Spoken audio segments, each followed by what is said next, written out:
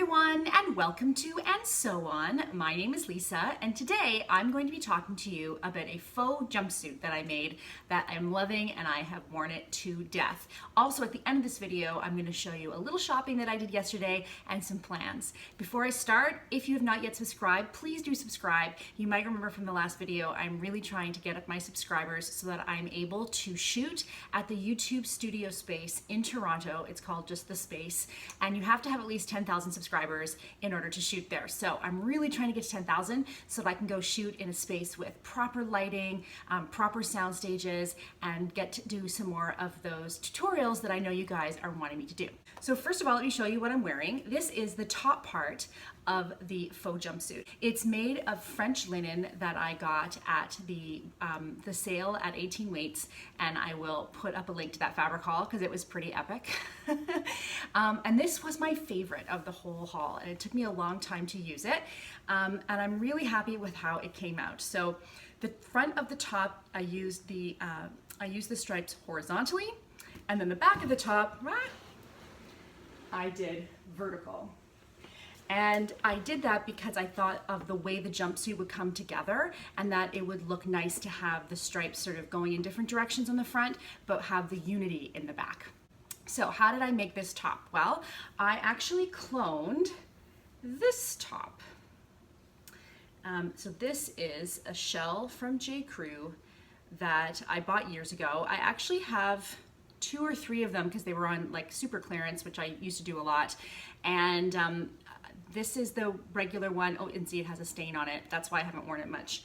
It got a grease stain on it, which is so unfortunate. So I cloned this top. And the reason why I chose to clone this one, and this was about a year ago now that I did that, is because it was very simple. It had no darts. I could fit over my head, so I didn't need any closures. And I like the way the shoulders come down. I like this shape. And I also like the V-neck. Now that I'm looking at it again, I realize that there is a center seam down the front, and I did not put that on my pattern. And I'm wondering if I just didn't remember or didn't realize at the time that that's what you would do, that you wouldn't just cut it on the fold. So I am going to do a video next week that shows you exactly how I did this. So in preparation, you might want to pick a top to use that you can do as well and follow along. Like I said, pick something really simple. Pick something without darts for sure, because I'm not going to cover that. And maybe pick something that does not need a closure, something that has room for your neck.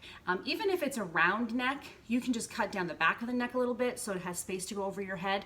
Anyway, have a look. This is woven, so it's not a knit.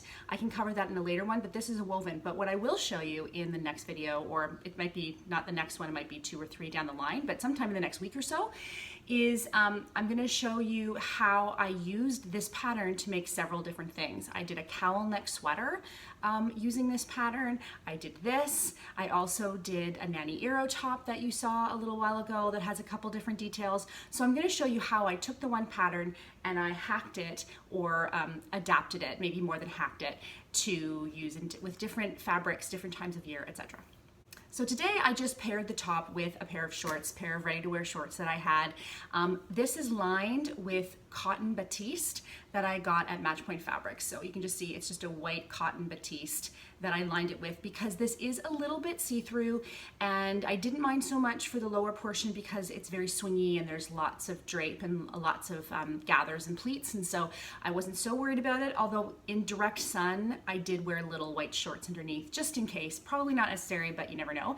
And so for this I actually did line it. Now this is the fabric, and you can see, yay, I still have a lot left. It's this very light gray blue with a white pinstripe. I believe it's French linen. I think there's some cotton in there as well because it's not quite as wrinkly. It is kind of rumpled, and I do steam it a little bit. Like I steamed this a little bit before I put it on, but the rumpled look is what's so nice. And I don't mind the kind of rumpled texture. I don't love like huge creases, but just like that slightly rumpled texture is actually really nice. So for the bottom of the jumpsuit, I used my trusty V9075. You might remember the jumpsuit that I made from this last August or last September. I can put a picture of that in there or a link to the video, one or the other. And I love this pattern. And the reason why I decided to use this for the bottom portion is because I wanted these to be very swingy, and I knew that this fits me. Now, what I did was I used the adaptation to have the elastic back from Helen's Closet. And so I'll link to Helen's Closet tutorial below on how to do that.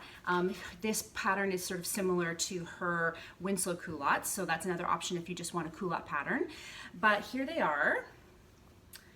And what I did was I kept, or what Helen tells you to do, is I kept the pleats in the front, but I did not put the pleats in the back. I just used her instructions to draft a really quick waistband, and then I added elastic. The elastic maybe could be a little bit smaller. I may end up adjusting these, but it works just fine. These are super, super swingy. So are the Winslow Culottes. So if you like a really swingy, breezy, and it's been a very hot summer here, so I like that. So here is a picture of these culottes, because I made the culottes first on their own, and I've worn them on their own quite a bit. They're so comfortable and so breezy, and I think that making the faux jumpsuit instead of the full jumpsuit was a really good idea. I think that for this situation, I'm gonna get so much more use. I mean, clearly I'm gonna get so much more use out of it, and it makes it easier to go to the bathroom. Okay, so finally, here is the full look together, tucked in. So all I do is I tuck in the top to the bottom, and it definitely looks like a jumpsuit. Now, I also have a photo of me having it not tucked in, and I think that works as well. Like, it just kind of depends what you're looking for. But I do think that the tucked in look is really, really nice. And yeah, I just absolutely love this jumpsuit. So if you want to see how I'm going to do that, subscribe below. If you liked my lovely jumpsuit, please do give it a like and let me know what you think. Have you ever made a faux jumpsuit? Would you think of doing that? Do you think it actually looks like a jumpsuit? I think it does, but I'm curious to hear what you think. Okay, as a little bonus, I wanted to show you guys what I got yesterday and a plan that I have coming up. So some of you may be familiar with The Workroom, which is a beautiful shop in the West End of Toronto. And the owner and a friend of hers started a Kickstarter campaign to publish this book. It's called Handmade Getaway. And it's all about people getting together, mostly women, but it doesn't have to be women, in the book it's women, to take some time for themselves and go away and be creative. And they take you through different amounts of time. So if you just have a day, if you just have a weekend, if you have a long weekend, and they give you projects that you can do. Now, the quality of this book is so beautiful. I supported the Kickstarter campaign, so I was able to get a first edition hardcover copy, and it's signed and dated. So mine is number, I think 57 out of 2000. They do still have some hardcovers left, and soft covers will be coming in the fall. But one of my favorite projects in here is a monogrammed, so you know, like those, what do they call it? Monogram moving blankets. So you know those blankets, those big gray blankets that they throw over your furniture when you move? Sorry, I'm gonna hold it slower. There we go. And they kind of have the rounded edges and everything like that. So this is a play on that using a monogram. And so they provide you with a full monogram for paper piecing. And some of you might know that I do come from a bit of a quilting background. I was quilting there for a couple years, and I haven't done it in a while, but we have a new baby in the family. My cousin just had a baby girl, and I was thinking I'm gonna do a monogram baby quilt for her. Baby quilt is about my speed. I find the bigger quilts just really, really challenging to quilt. I find, like, the actual quilting part, I love making quilt tops, but the actual quilting part I find challenging. So here in the middle, there is a template for all of the letters as well as a downloadable one. So I'm actually gonna print mine on freezer paper, and to show you what I'm gonna do with that. So if you'll remember my Lisa dress, this cotton and steel fabric is what I use to make my Lisa dress. And I don't have a lot left, but that's what quilts are for, is to use up your teeny tiny little scraps. So for her name, I'm going to, for the monogram, I'm going to use this, and I'm gonna have this be the background. That's the plan. I think I have enough to do her whole name. Her name has 5 letters, so I think I can do her whole name in this. And then for the rest of the quilt, I'm going to bring in these colors.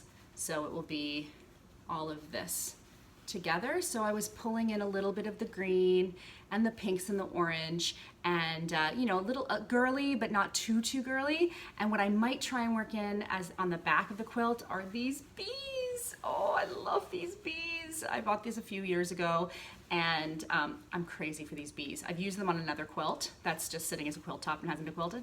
But yeah, I think that would also work perhaps on the back of the quilt for the reverse side.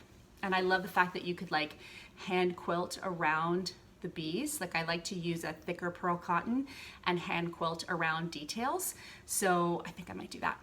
And then lastly, I got myself some more Nanny Eero. So my sister gave me money for my birthday for sewing. Like she gave me like a Visa gift card or whatever that was specifically for sewing, and which of course is what I was spending on anyway. She didn't need to specify. And so when I picked up the Handmade Getaway, I also was told that I get 15% off in the store as part of supporting the Kickstart campaign the day that I pick up the book. So I was like, oh, okay. So I wasn't planning on shopping, but hey, twist my arm, right? So this Nanny Eero, you guys know I'm Nanny Eero crazy. It's not just the prints, because I do love the prints. It's just how the fabric feels on your skin. It's how it washes, it's how it sews. It's just so beautiful. So I got 15% off this, and then I got a meter, and with my sister's gift card. So this was my birthday present from my sis. Thanks, sis. Appreciate it. Love it. Yay. Thank you to everyone who entered to win the smiley patterns. It was so great to chat with Athena and Hattie, and it was so lovely of them to donate 3 PDF patterns. So the 3 winners of the patterns are on Instagram, DenB Sews What, also on Instagram, E_Woutling, and on YouTube, A Girl So Geeky. So congratulations, ladies. I'll be contacting you, or you can email me if you happen to see this before I get a chance to call you. And below is my email. You can email me there. Congratulations. Okay, so that's all for today. The next video, I'm going to talk about my 1-year ready-to-wear fast. So this will be a little bit interesting because I'm using all of the comments and questions that people posted on Instagram that wanted to ask me about my ready-to-wear fast. And I've now gone a year without buying clothes in ready-to-wear stores.